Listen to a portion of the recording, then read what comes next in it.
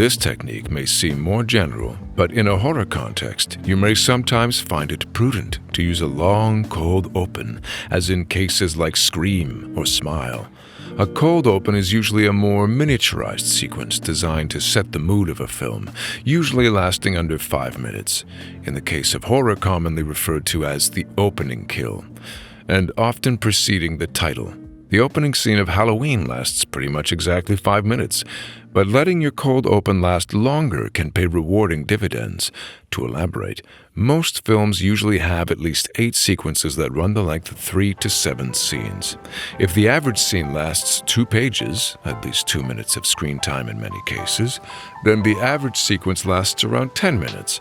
By dedicating an entire sequence to establishing the mood, and presumably the inciting incident, you can actually flesh out your mood setter more and turn it into a more satisfying mini-narrative.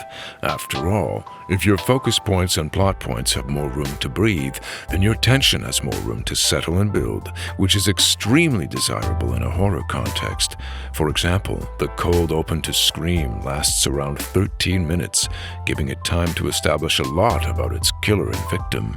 When Casey answers the phone, we get to follow her as she moves around her house, soaking in her paranoia but also getting a sense of her affluent lifestyle. As the scene plays out, we learn she has a boyfriend, that she cares for him but likes to flirt, that she's willful and a bit resourceful, and that she knows about horror but not that much.